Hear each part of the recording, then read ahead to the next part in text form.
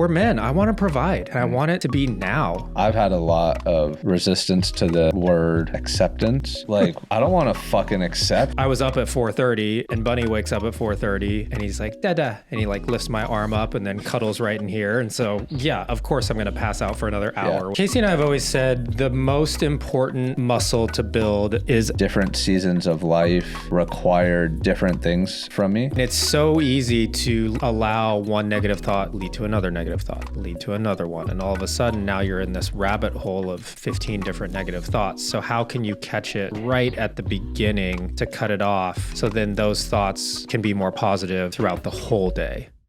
Welcome to episode 4. How you doing? Good. How are you? Good. What's going on for you? What are you, how was your weekend? Weekend was good. What was it? Was that Easter Noble's weekend? First Easter? It was Noble's first Easter, and she was very excited about collecting eggs. Pictures were looking pretty cute. Yeah, and they were super cute in the blue bonnets. Bunny was an egg finding machine. Of course. Casey thought we were going to have enough time before Grandma got there. She's like, "Oh, it's going to take him a while to find everything. She'll be here soon." And he basically found all the ones in the front yard before she showed up. I feel like he's a competitor. He is. Yeah. Yeah. And he's a little savant in all areas. Yeah. We're really noticing that about him. And that was in his chart reading too, that he was just, legitimately was going to be good in a lot of facets of life. So we've talked about how talent has gotten in the way. Atlas is clearly a talented young baby. Mm-hmm. How are you going to... We wanted to start somewhere else, but this is interesting to me. How are you going to help him not let his talent get in the way? Well, luckily, I think he got mama's work ethic. Okay. Because we're noticing it pretty early already. Okay. When it comes to when I've been doing like work out in the yard or outside, like in fact, our landscape guy was there last night planting some flowers and some trees for us. And Bunny's like, I got to get back there and help him. I was like, do you want to go? For context, he's like 3. And he's back there digging holes with Julio, and didn't want to come inside when he was done. We got to the last couple of roses that Julio was doing and Atlas was like, plant more. He's like pointing at bougainvilleas that he wants to like plant in the back. And I'm like, no, we're done. And he's like, plant more. And I'm like, no. So yeah, luckily, like I said, he has a pretty obvious work ethic behind him. Okay. So I'm not too concerned about that right now. I think he'll just have that drive in him, like what Casey had. But I think just the fact that I'm quite a bit more aware of it now, self-aware and mindful about it, that I think I'll be able to impart that bit of wisdom down to him of like, it takes more than just talent, Have you read any of the literature on growth mindset? Like, for example, praising a child's intelligence versus praising their effort? We've talked about this, I feel like, right? Probably. Yeah. I can't recall anything like specific I've read, but I know Casey and I have talked about that. Yeah, I imagine. Yeah. Like a lot of young proteges, for example, like they peak in their childhood because they're praised for being so exceptional at a thing that they become reluctant to take risks later in life. And as you and I have talked about, you have to be willing to suck at things in order to continuously get good at new things. And so kids that are really talented early on learn to want that praise so much that they kind of have a fear of being bad at a thing, which prevents them from growing into adulthood. I guess I can probably relate to that to a degree. So yeah, I can relate to that a little bit. My dad unfortunately just very much praised my talent all the time, which is probably why I relied on it so much. Like, oh, you're so talented, don't waste your talent. Exactly. Instead of, and truth be told, while my dad does have a pretty good work ethic, what I saw though, and what I witnessed was probably not the best example for me. Partly because, and to no fault of his, I needed to witness somebody who was as talented as me doing it. I think that's where a struggle can be, is when somebody is very gifted or talented at something, but they don't have the right coach, mentor, professor, instructor in place that they respect. And then you don't end up pushing yourself. And that's kind of what happened with me, I think. So in the case of Atlas, I'm just gonna have to seek out a lot of the right people to make sure he gets a lot of the right instruction on all the things that he wants to do. Like, it's really obvious that he is going to be into music and the arts. I can already see his athletic ability coming online. I heard basketball. He's into basketball already. And again, I don't have a lot of context. I haven't seen a lot of 3-year-olds, but I'm like, just the fact that he has the hand-eye coordination to shoot the ball and make it sometimes right now. And the fact that he has the drive to he asks me every night, he's like, go play basketball outside? Go play basketball outside? And I'm like, okay, it's also dinner and bedtime. You can play again tomorrow. So I'm seeing a lot of these things come online. Yeah. I'm more concerned about making sure that my guidance through it is very balanced, in the sense of, I want to put all the pieces in place that if you want to experience this and you want to get better at it and you want to pursue this craft, I'll be there to support you and get the proper people in place. But I want him to make the decision on his own of how far he wants to push it. I just want to know that I'm there to help in any way that's needed. I think that's a cool distinction. Like, I'm here to guide and support, but I'm not here to make it happen for you. No. And also, I can't imagine that he'll make it out of y'all's house without enough self-awareness to find the right mentors for himself. Yeah, right. I believe so too. They're going to grow up in a house with probably more self-awareness cultivated than the average. So what else are you working on these days? What am I working on these? Oh, man, allowing things to happen. It's like really, really tough right now, because there's a lot of desire with the direction I want to take the studio, the direction I want to help and support Casey with, say, her content and YouTube channel and the courses that she's building. The desire I have for the fun parts of our life too, like traveling and things like that. We talked about this in another episode of just that financial freedom. There's a lot of desire there with that. And we have a lot of coals on the iron in the coal. What? I don't know, but I know what you're saying. We have a lot of seeds planted. Let's just say that. So, and we're doing a lot of watering and nurturing those seeds. And now it's just like, okay, I need to set back and let the sun do its thing. Yeah, you can't make and it let grow the universe, faster. I can't make it grow faster. And it's really, it's something that's much more difficult for me to allow, because I also have a family that I want to support. There's a lot of, it's not fear. It's just, we're men. I want to provide, and I want it to be now. I don't. And again, I also have to take a step back and with that perspective go, we have a really great life right now. It's not like we're sacrificing so much. Casey and I talked about this the other day. It's not like we're not still continuing to get to go on trips.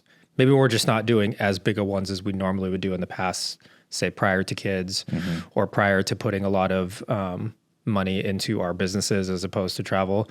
So life is great. I think there's, as you continue to grow and as you continue to progress and evolve and expand, your gratitude has to expand with that. So I need to make sure I'm still grateful for the fact that we do have this beautiful home we live in. We do get to travel a bit. Our kids get to go to awesome daycares. So it's not like we're struggling. And I do want more. I want more. I want that freedom of, oh, I don't have to worry about in 2 years when Atlas goes to school, will I be able to afford a private school if we want to send him there? And I think that just comes with a lot of the providing mentality of the masculine. And so I'm really working hard on recognizing that we are working hard. We do have the desire there. So just allow it to happen. Sit back and be cool. It reminds me of what we talked about the other day in terms of controlling, understanding what's in your control and what's not in your control. And I've had a lot of resistance to the word acceptance, which sounds similar to allowance. Acceptance is the solution to all your problems. I don't want to fucking accept. Like, I want to be better. Like, I want the situation to be better. Like, I don't want to accept it. And I have a mentor who's like, it's been like the theme of our conversations for almost a year, where I've learned to relate to the word differently. And I won't pretend to have a deep understanding of it, but as I relate to it now, it's like accepting the situation for what it is now. Another way to look at it is viewing reality for what it is. Like, seeing the situation through a realistic lens allows me to identify what I can improve upon it now. Would you say you have to look at that reality through a much more objective lens as opposed to your subjective reality? Is that something that's going on too in that moment of acceptance? Because to me, I think you can accept a reality much quicker and easier if you can step outside of yourself a little bit and not make it so subjective and just view it from an objective standpoint of like, what's actually happening here? You know, like say with my studio, I can get wrapped up in the emotions of it, wanting to make a lot of money. And I can sit here and tell myself that, oh, it's not at the capacity that it should be at or could be at. But if I can step out of that and objectively look at it and go, well, my calendar's filling up. Like, I'm getting more podcast people in here. You know, it's making more money than it did 3 months ago. So in reality, it's actually growing and doing well. I just need to stop looking so much further down the road or kicking that goalpost so far down the road and pushing it back more. So would you say that kind of happens with you too? Yeah, I think the next layer I would look at is I want the studio to be thriving, right? And my calendar is filling up. So if I look back at the last few months, like, what are the things that I've done that have contributed to that? Is there room for me to do more or better of that thing that is working? And then the acceptance or allowance part is, okay, that is really what's in my control now. So let me focus on that, even though my mind wants to pull on 18 different levers, but I can't pull on 18 different levers at the same time, right? I may only be able to do the one or two things and at a higher level or with more intent and intensity are interestingly related. So yeah, I get it. Desire and allowance. It's kind of just the paradox of life, right? Like holding competing energies at the same time. And those feel like the competing energies. What are you desiring right now?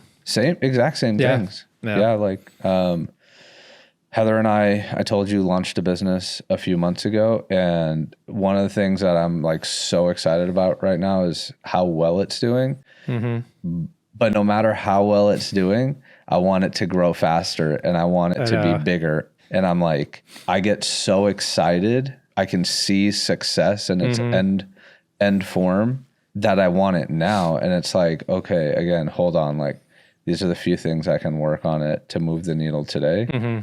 And I have to allow the process to unfold. But one thing that I've had to mature on is allowing the process to unfold is not passive. Right. I used to treat it passively, like, oh, I'll just, keep doing the things and over time it'll turn to success because I'm committed to the process. Right. But you can kind of get infinitely deeper into the detail of what is within my control now. For example, we spent last night sending out a number of sales proposals.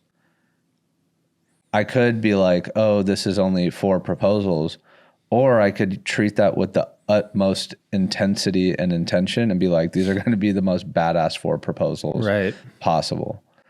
And and that's what I had to do. It's like, I think there's some saying, which is like, especially when it comes to money, which is like,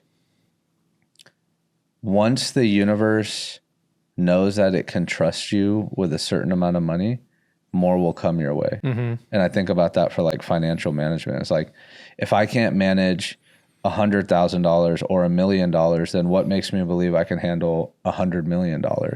So if $1 million is what I have on my plate now, let me be a steward of that capital at a 10 out of 10 level. And I'm not 10 out of 10, right? I'm 8 out of 10, or I'm 9 out of 10. So that 1 to 2 points, how can I pull all my focus into that? Because once I can do that, the universe will then trust me with the next level. I like that. What are you and Heather working on together that you're proud of outside of the business? I guess I'm asking more in the relationship sense. I don't know that we have any explicit relationship goals right now.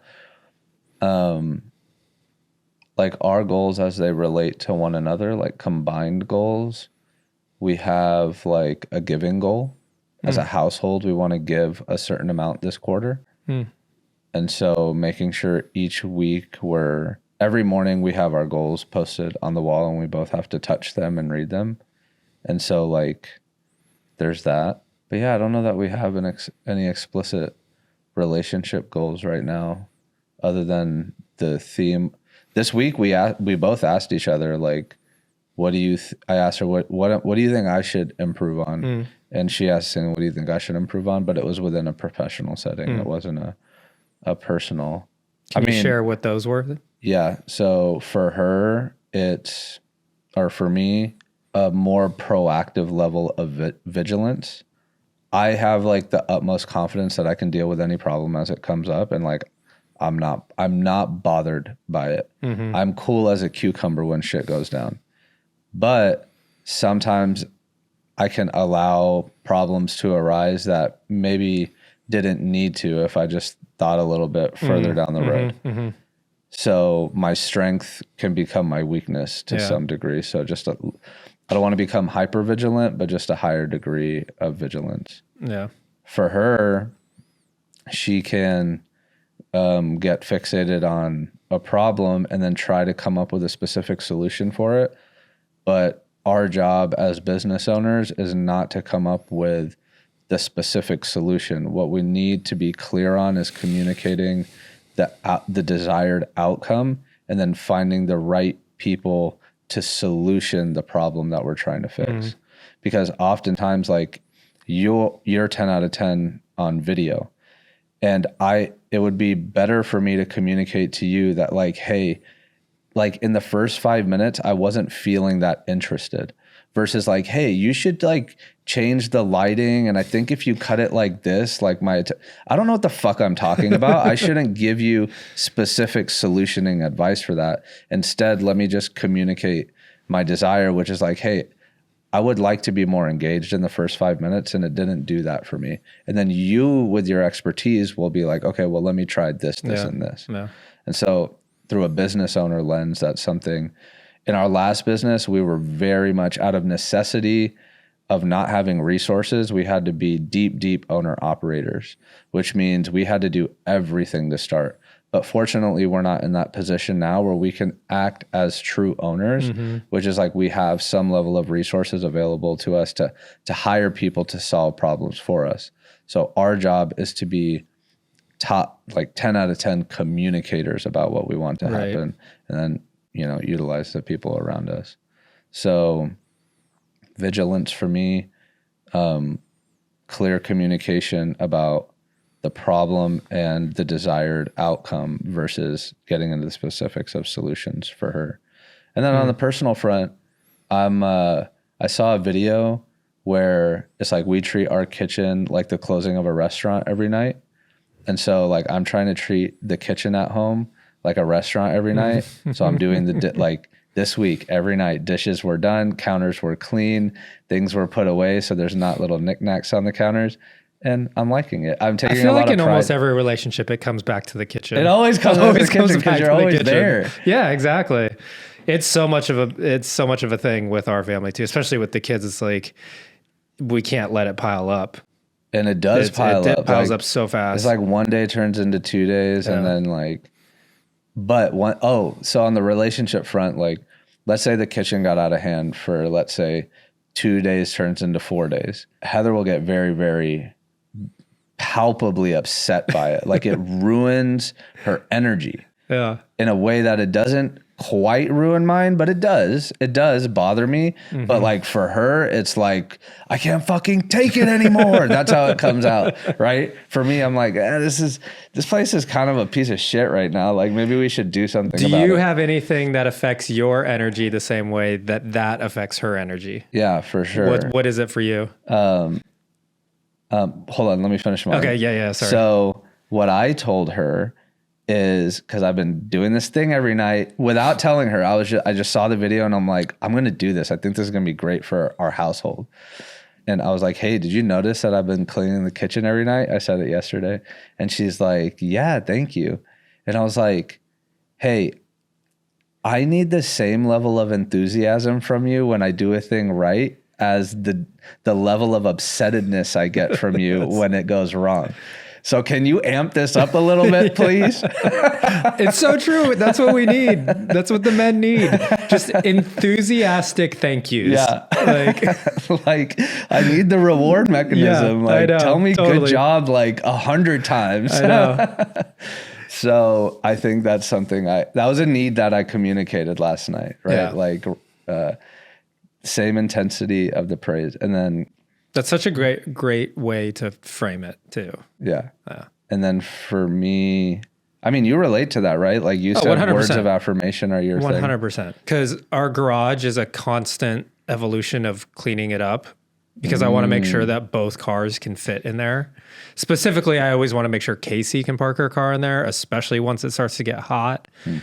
When it's on the extremes of weather, I don't want her to have to get out of the car or get into the car when it's hot, or if it's like raining or super cold or something. And I think sometimes she sees it as, oh, that's just your man side of you cleaning the garage. Like that's your space, which after the last time, I think she recognized, oh, it does have a lot to do with him wanting me to be able to park my car in there. So that's just, once she took notice of that, it felt really good. Because I also made it a thing with me and Bunny. I would say, Bunny is Atlas, by the way, my son. I made it a point to tell him, like, hey, we need to clean up this side of the garage so Mama can park her car in here.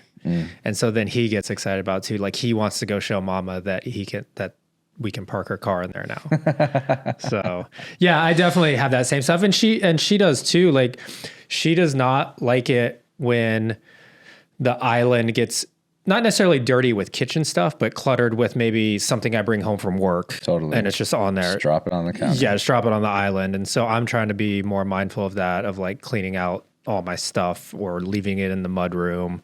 Like it's so funny because the mud room can just be a disaster.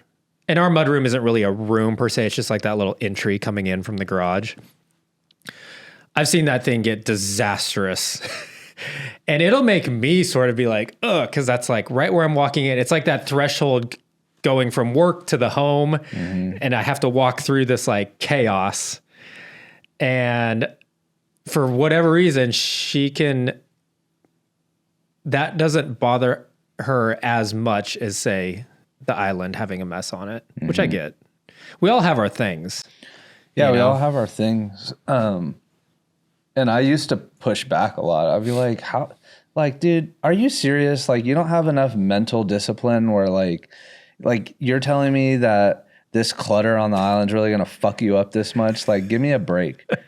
And then I used to do it too, but then I realized I have things that fuck me up that much. That fuck me up too. And also I've just learned to appreciate it. I'm like, okay.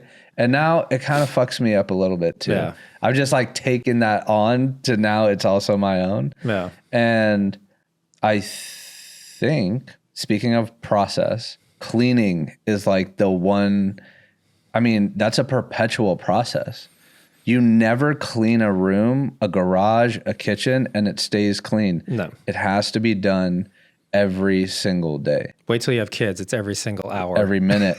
Just like constantly, right? Literally, my life is just picking up the same shit 10 times a day. I don't know what it is, but there's like a corner that you want to turn as you mature.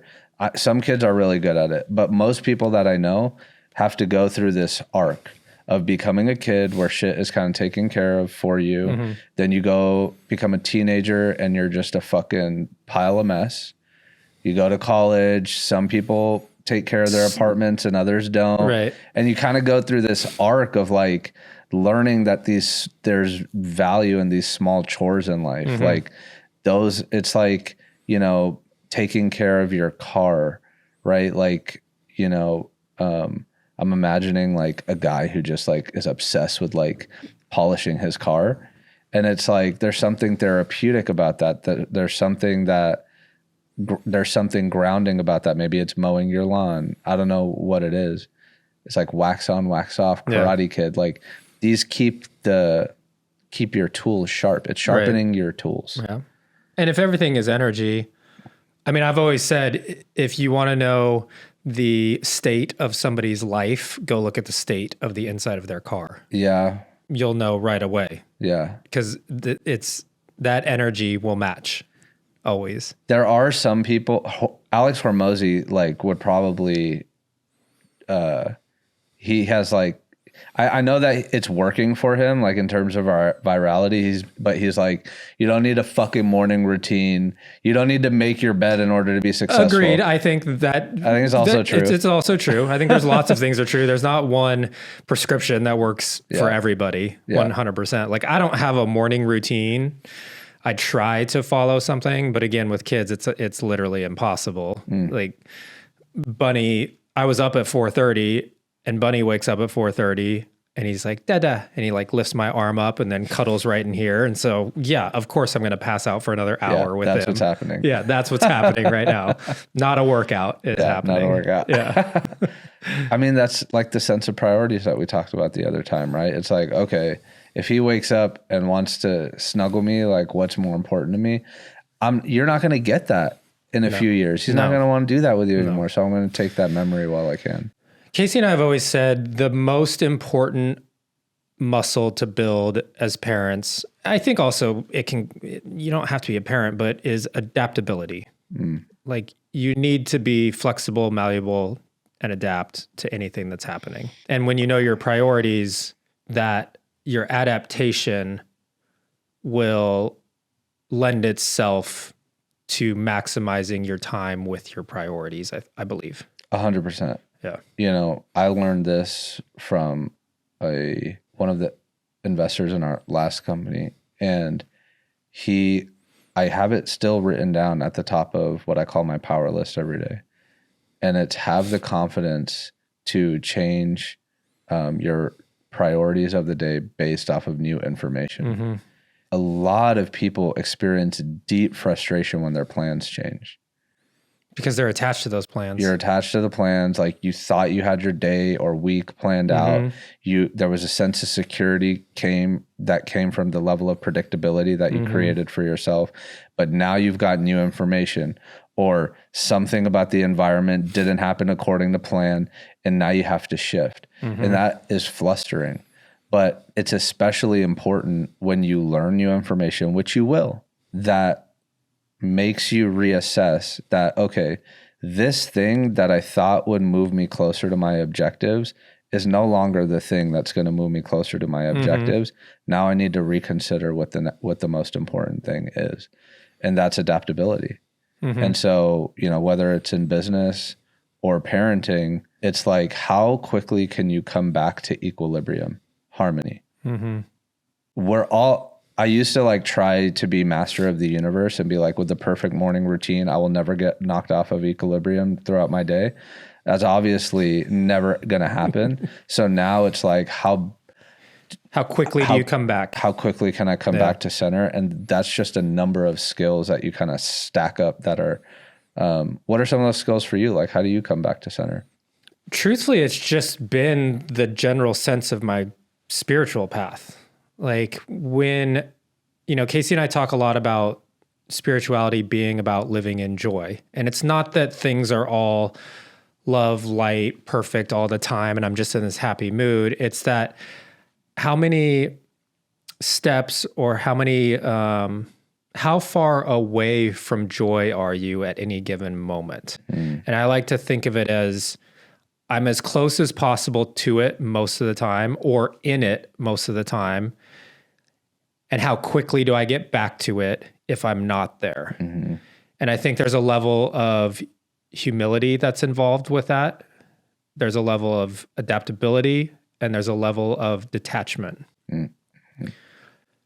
What the spiritual path did for me and spiritual journey did for me was understanding where my attachments were. Cause I think that's where your suffering is. You're attached to your morning routine. You're attached to your schedule for the day. You're attached to this outcome that you want. That's where all your suffering lies. And I had a lot of attachments to a lot of things. And even more so understanding those attachments when you have kids, because I thought I got rid of a lot of my attachments, but then you have kids and you realize, oh, kids are priority, always. And so it taught me a new level of detachment to things. So to me, that middle pillar, that equilibrium, that balance is how quickly can you just get back to it? Not that you're maintaining it all the time, like what you talked about. It's understanding you're going to get knocked off of it left and right all the time, especially if you're growing, especially if you're evolving, especially if you're building a business, especially if you want the best relationship. It's going to happen. So I can't specifically say it's like one practice that did it for me. It was just having a better sense of who I am and what my attachments are. Where was I not being adaptable? Where was I not being truthful with myself of the things that I was trying to control or not control? And when you start to release all of that and release the things that aren't serving you anymore, it's much easier to find that middle pillar again, because you know what it feels like too. And you know when you're off of it. You're consciously aware when you're off of it. And that can only come when I did the subconscious work to get rid of all the things that were knocking me off. I think that's the benefit of the rituals, which in most spiritual traditions are a daily thing, because the rituals are the process for helping us become aware of the things that knocked us off of center, so that we don't have to stay there. And the rituals also get you out of your mind. Like you're much more connected to your heart whenever you're doing whatever your rituals might be for the day. Like you're at a place where you're not thinking about it. It has become something more than just habit even. Like when I get in here and I do my rituals in the morning, I can tell throughout the whole day that I was much less in my mind and there was much less worry or stress, or I was much more present in whatever I was trying to accomplish that day. I mean, you noticed it when we had our one podcast session where I was able to do rituals in here that morning and not. The energy was completely different in this space. What do you do to get back to center? I mean, it's what you just said. Like the benefit of the ritual is getting out of your head, right? And we're steeped in a culture that pedestals doing, which is 100% amazing. I love getting shit done, but I also have certain practices that help me get out of doing. Like I'm specifically doing, not doing in those rituals, like creating space for reflection. Because if I think about like shooting an arrow on target, it's the reflection that helps me do that, right? To create the space to see myself, to see how I'm showing up in situations, and to, really evaluate whether when I'm doing, is it on the things that are, in alignment with what I want, and versus being on a hamster wheel. Yeah. And it makes my time doing the process of creation more effective. And so for me, that's like, I think this is always partially evolving, because different seasons of life required different things from me, but it typically involves basically staple stuff like prayer, meditation, eating healthy, waking up early, trying to get good sleep, drinking water, writing a gratitude list, writing my inventory, like, and that doesn't have to be at night. That's like anytime I get flustered and I notice some kind of negative thought appears more than once, I write it down so that I can see it and then be like, I no longer want to identify with this, or I want to have a different thought.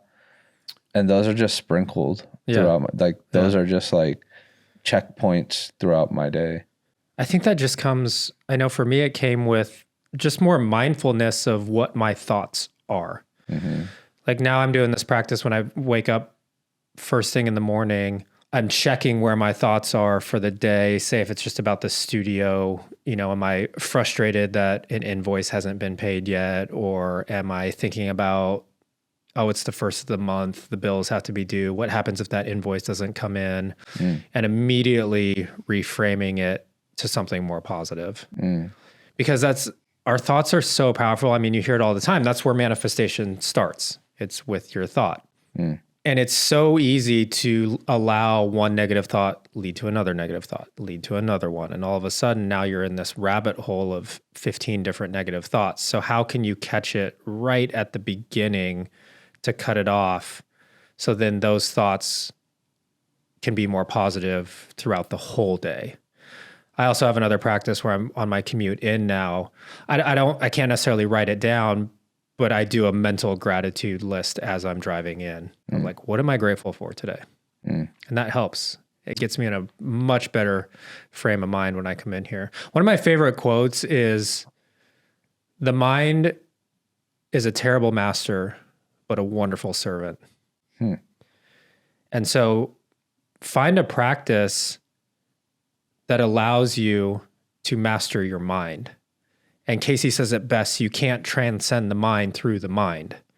So that means your practice has to be something that drops you into your heart in order to transcend your mind. So then your heart becomes your master and your mind becomes your servant. I also like, I like my mind as a garden. It could be full of weeds or it could be full of flowers. And that depends on the actions that I take or don't take. Like, do I tend to this garden or not? You said that you and Casey ask yourself, how close to joy are you at any given moment? For me, it's how close to gratitude am I? In a moment of where I feel like it sucks, can I also appreciate the suck? And I feel pretty good about how close I am to gratitude in any given moment. And when I was younger, I needed to be like, I was really rigid, like, okay, I got to do 15 minutes of meditation every day and it's going to be at this time, which I think served its purpose because it gave me the space and time to develop that ability, to where now in the Lyft ride over here, I mean, I just meditated then. I just realized we didn't meditate before, but it was, we were a little tighter on time today. We were tight on time, and I think that's why I did it in the car too. Like, I can meditate like sitting up with my eyes open now, because what is it? All it is like, am I present with my breath right now? Right. And am I getting carried away with my thoughts, or can I just kind of observe my thoughts as they pass by and not get attached to them? And of course, there's thousands of variations of meditation, but I think, again, it's like there is value in the rigid practices, 100%. And also that allows me to then carry the intended benefit, the awareness, throughout my day. An invoice didn't get paid. Am I going to get wrapped up in the anxiety of that emotion for the rest of the day? Or can I have a sense of clarity and self-reflection of, well, what can I do in this moment about it? Can I pick up the phone and call? What do I need to say? Who do I need to talk to? Do I need to call in 2 days? I literally spent yesterday at my job pulling up our whole accounts receivable list. And I was like, okay, I need to call everybody to try to get some money through the door because we got to pay certain bills. And I mean, I'm sure a lot of people can, everybody can relate to the anxiety of bills. 100%. And the thing is like almost every problem, there is some level of responsibility I can take within it. Not all problems that occur are because I did something. It's a one-to-one causation, but I can find some level of ownership within everything that's happening. And if I can just discipline myself to focus on that seed of accountability that I can take, then I just own that and focus my attention there. So Casey and I say it's how close we are to joy. You say it's how close you are to gratitude. I also, another one I like is, can I find the silver lining in everything? That to me is a huge one. If something I perceive as not going my way, which is most likely because I was attached to a certain outcome, can I find the silver lining in it? Can I find the lesson in it? And if I can immediately go to that, that also gets me out of my mind of, oh, this invoice isn't paid, or, oh, I need to collect some money, or, oh, this rent is going to be due now for the studio and I'm going to be $3,000 short. Okay, well, what's this teaching me right now? Maybe it's teaching me the lesson in attachment to this one invoice that I need to let go of. Maybe it taught me that I should have, I have a very specific case I'm thinking of. Should I have worded my email a little differently? I'm always thinking, we talked about communication in that one episode. Can I be better at my communication? Is that what it's teaching me here? Or is it just something that is legitimately out of my control? Yeah. Lo and behold, they were in the UK on Easter holiday and didn't respond to my emails. Sure. Totally out of my control. Yeah, it could have been out of your control. Yeah.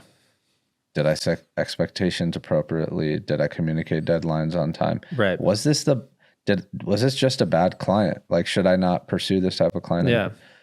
But what you're saying about expectations is really interesting to me, because have you ever desired a thing so much, not gotten it, but gotten something else and realized that you weren't actually desiring that specific thing the whole time? So I think of it as like, this is how I think about goals, by the way. I think about like, there's a benefit of setting very explicit, tangible, concrete goals, but it's not really about achieving that goal. A goal gives me a mile marker to move in the direction towards. What are our remaining in balance of what our desires and what our needs are? This is a big thing that we actually talk about in Empower Thyself. But it's when you start to get out of balance with, because your needs are water, air, consumption, and defecation, like elimination. There we go. It's like always the one that I forget. Those are your actual only 4 needs. I wonder why that's the one that you forget. Yeah, who knows? Let me wind that back. Maybe that's another thing we can talk about in another episode, is keeping in balance your desires and your needs, because it's when you desire so many more things than what you need. Think of it as like a scale. You want to keep that in balance.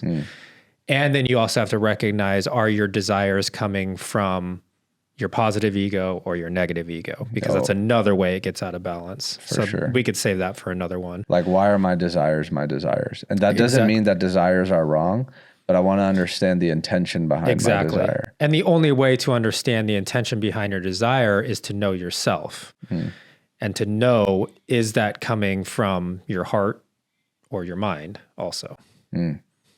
Man, we flew through 45 minutes. I think that was a good episode. I think that was a good one. If you liked it, give us a subscribe. More importantly, give us a comment. Would love to know who you are, why you're listening, what you got out of it. Or if there's something specific you want us to talk about, I invite you to just ask us, because we don't know everything, but Faiez and I have had a lot of experience with different phases of life up to this point. And it's something we are just willing to share and willing to talk about what our experience has been. And maybe that's relatable to others that are out there. Yeah. If you are just looking for a perspective on something that you're grappling with, like, my hope is that us sharing our experience helps you think about your experience in a way that can help you move forward. So if we can just expand awareness, I think it helps everybody. yeah. All right. Love you, buddy. See you, man. Next time.